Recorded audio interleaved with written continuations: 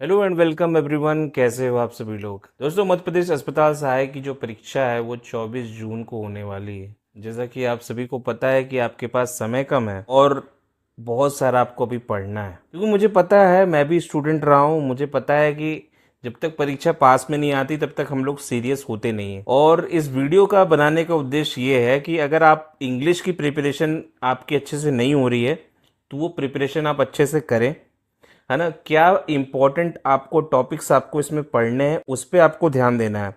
मैंने देखा है बहुत सारे बच्चों को कि वो पूरा सिलेबस को कवर करने के चक्कर में रहते हैं। तो इंग्लिश में भी लोग क्या कर रहे हैं कि सारा पढ़ना चाह रहे हैं। जितना भी सब्जेक्ट है, जितना भी सिलेबस के इंपॉर्टेंट टॉपिक्स हैं, उनकी कोशिश होती है कि सारा का सारा पढ़ के चले जाएं। पर दिक्कत क्या है दोस्तों कि आप जो है सारा सारा पढ़ तो लोगे, लेकिन उसकी डेप्थ में आपको नहीं पता है कि आप जो है टॉपिक की गहराई तक गए ही नहीं, आपने उसको अच्छे से समझा ही नहीं।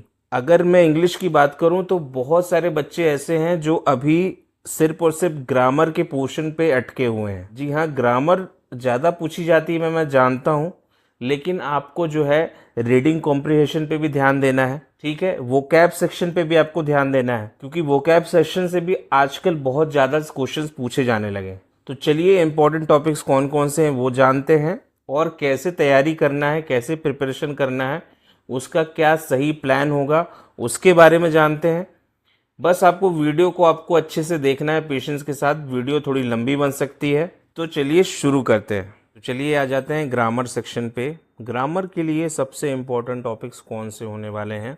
देखिए, टेंस हो गया, models, determinants, subject verb agreement, active and passive voice, direct and indirect speech, articles, preposition, conjunction and error detection.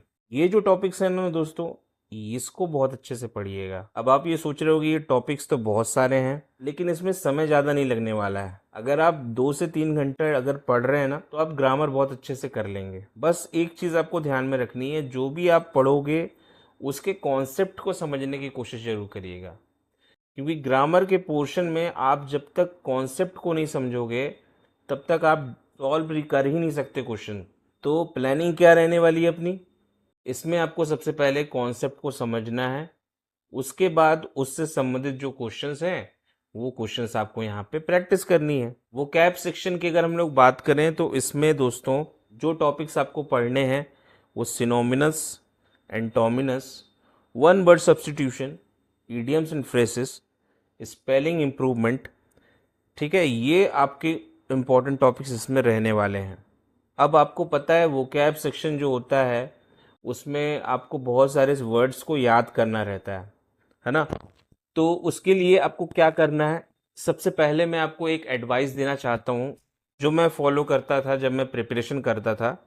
तो मैं क्या करता था, जो वोकैब सेक्शन है ना उसको पढ़ने के लिए मैं क्या सुबह उठ जाया करता था।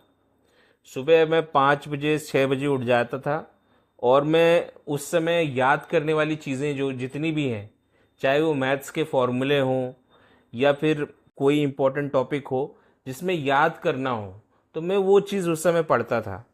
तो वो कैब सेक्शन भी आप जो है ना मॉर्निंग के टाइम पे पढ़िएगा। आप मॉर्निंग के टाइम पे अगर आप उसको पढ़ते हैं ना, तो आपको जो भी चीज़ें हैं आपको दिमाग में रहती हैं, वो याद रहती हैं। तो रोज़ कोशिश करिए कि 25 से 30 वर्ड्स जो हैं आप जो याद करने की कोशिश करिए। ठीक है, और इसके क्वेश्चंस भी आप लगाइए। अगर वो वोकैब सेक्शन के लिए आप इस तरीके से तैयारी करिए। कॉम्प्रिहेंशन एंड राइटिंग की सेक्शन में अगर देखा जाए तो इसमें रीडिंग कॉम्प्रिहेंशन करके एक टॉपिक है जिसमें कि पैसेज को पढ़ना रहता है आपको, है ना। तो ये आप लोग आराम से कर सकते हो। और इसमें क्या होता है, जो क्वेश्चंस पूछे जाते हैं अगर आप उस क्वेश्चंस को ध्यान से पढ़ें तो और सेक्शन पैसेज को देखें तो आपको वहाँ पे इसका आंसर बड़े आराम से देखने को मिल जाता है। तो इसमें आपको कोई प्रॉब्लम नहीं होनी चाहिए, ये तो आप इजीली स्कोर कर लोगे। अब इसमें जो दूसरा जो टॉपिक है वो है लेटर राइटिंग का। लेटर राइटिंग दोस्तों आप लोगों ने 5th 6th क्लास में 7th क्लास में करी होगी। तो उसमें जो लेटर को लिखने का जो तरीका होता है, फॉर्मेट होता है ना, वो आपको पता है। बस आपको क्या है, लैंग्वेज की प्रॉब्लम आ रही है कि उसमें आप जो है जो आपको लिखना है वो आप अच्छे से लिख नहीं पा रहे हो, है ना। आपको इसमें ये प्रॉब्लम है।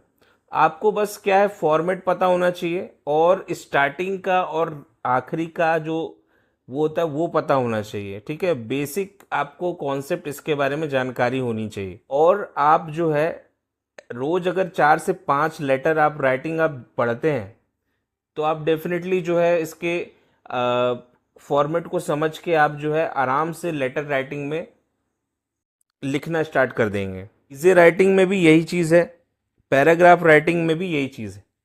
तीनों जो है राइटिंग का काम है, आपको इसमें प्रैक्टिस करनी पड़ेगी। अगर आप प्रैक्टिस करेंगे तो आप ये चीज़ को भी अच्छे से कर पाएंगे। सेंटेंस रीअरेंजमेंट का जो टॉपिक है वो आपको देखना है। अब जानते हैं कि कौन से टॉपिक्स में ज़्यादा स्कोर होता है। बच्चे अधिकतर जो परीक्षा में टेंस में अच्छे मार्क्स लाते हैं, आर्टिकल्स में लाते हैं, प्रीपोजिशन में भी ठीक ठाक मार्क्स ला लेते हैं, सब्जेक्ट पर एग्रीमेंट में ला लेते हैं, error detection, vocab section, reading comprehension. तो ये जो टॉपिक्स हैं, ये टॉपिक्स अगर आप अच्छे से कवर करते हैं तो आप इसमें काफ़ी हाई मार्क्स स्कोर कर सकते हैं। और मेरी पर्सनल राय यही है कि आप जो है ये टॉपिक्स को सबसे ज़्यादा पढ़िए। बाकी टॉपिक्स पे आपको समय कम देना है। सारा जो आपका फोकस है, सारा ध्यान जो है इन टॉपिक्स को पढ़ने में लगाना है। अब मेरे हिसाब से जो डेली रूटीन आपको बनाना चाहिए वो कुछ इस प्रकार से होगा। ये देखने में थोड़ा बोरिंग लग सकता है कि हर चीज़ का मैंने यहाँ पे टाइम डिसाइड कर दिया है, लेकिन यकीन मानिए अगर आप ऐसा प्लान बना के चलते हैं तो आप जो है काफ़ी हद तक कम समय में काफ़ी अच्छे मार्क्स ला पाएंगे। सारा सिलेबस आप अच्छे से कवर कर पाएंगे। तो अभी के हिसाब से अगर आप देखें तो 45 मिनट आपको ग्रामर में देना चाहिए, 20 मिनट आपको वोकैब सेक्शन में देना चाहिए, 20 मिनट यहाँ पे रीडिंग प्रैक्टिस में देना चाहिए और 15 मिनट आपको एरर डिटेक्शन में देना चाहिए। हफ्ते में 1 बार 2 बार आपको मॉक टेस्ट यहाँ पे लगाना होगा। ये मैंने आपको एक बता दिया कि रोड मैप आपको बता दिया कि इस तरीके से अगर आप करेंगे प्रिपरेशन तो आपको इसके रिजल्ट आपको अच्छे देखने को मिलेंगे। क्योंकि सबसे इम्पोर्टेंट हम लोग की प्रॉब्लम यही होती है प्रिपरेशन में कि हम लोग टाइम को मैनेज नहीं कर पाते हैं। अब हमारे पास 5 सब्जेक्ट हैं, अब 5 सब्जेक्ट में कौन से सब्जेक्ट पे कितना समय दें, कितना पढ़ें, ये कन्फ्यूजन होता है लोगों को। लोग क्या करते हैं, जैसे जो सब्जेक्ट उनको बनता है वही सब्जेक्ट पढ़ने चालू कर देते हैं। जैसे अधिकतर समय जो है वो मैथ्स में लगाएंगे, ठीक है, साइंस में लगाएंगे। अब जैसे इंग्लिश उनसे नहीं बनती है तो वो सोचते हैं कि इंग्लिश में क्या ही नंबर आ जाएंगे, है ना।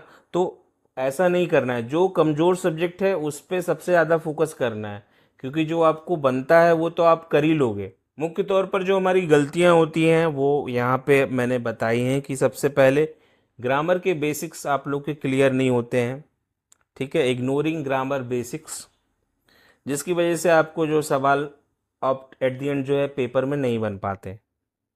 मेमोराइजिंग विदाउट प्रैक्टिस, ठीक है, बिना सवाल के प्रैक्टिस किए मेमोराइज करना। नो वोकैब रिवीजन, रिवीजन ही नहीं होता है लोगों का। Skipping mock test, mock test ना लगाना।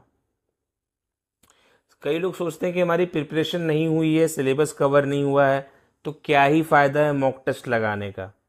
लेकिन मॉक टेस्ट दोस्तों सिलेबस कवर करने के बाद नहीं लगाया जाता है। मॉक टेस्ट इसलिए लगाया जाता है कि जो भी आपने पढ़ा है क्या उसके सवाल आपको बन पा रहे हैं, क्या आपके टॉपिक्स जो आपने पढ़े हैं उसके कॉन्सेप्ट आपसे बराबर बन रहे हैं, इसलिए मॉक टेस्ट लगाया जाता है। सबसे आखिरी गलती जो है इसमें, avoiding comprehension practice. Comprehension practice में लोग ओवर कॉन्फिडेंट हो जाते हैं कि यार ये तो हमसे बन ही जाएगा, और उसमें जो है वो प्रिपेयर नहीं कर पाते हैं, उसकी प्रैक्टिस नहीं कर पाते हैं। तो कुछ ये कॉमन मिस्टेक्स है जो हर स्टूडेंट जो है वो आपको यहाँ पे देखने को मिलता है। अब रिकमेंडेड बुक्स की हम लोग यहाँ पे बात कर लेते हैं। जो मोस्टली जो टॉपर्स होते हैं उनके पास जो बुक्स होती हैं वो इन्हीं 3 बुक्स होती हैं, ठीक है ना। एक एसपी बख्शी की होती है ऑब्जेक्टिव जनरल इंग्लिश की, दूसरी rain and Martin English grammar की बुक होती है, और तीसरी जो होती है लूसेंट की जनरल इंग्लिश होती है। जो स्मार्ट स्टूडेंट्स होते हैं, जो अच्छे मार्क्स लेके आते हैं, वो सबसे पहले अपना जो बुक मटेरियल है, जो स्टडी मटेरियल है, वो उनके पास सबसे A1 क्वालिटी का होता है। अगर फ़र्क दोस्तों यही चीज़ का है, क्या है कि अगर आपके पास अच्छे राइटर की बुक है तो तो उसमें कॉन्सेप्ट आपको बहुत अच्छे से समझ में आते हैं। एट द एंड मैं कंक्लूजन आपको देना चाहता हूँ, जो भी आपके पास समय बचा हुआ है, अभी आपका जो लेवल है इंग्लिश का, अभी आपने जो पढ़ा हुआ है उसको आपको रिटेन करके रखना है, उसको आपको आखिरी के समय तक आपको याद करके रखना है, ठीक है।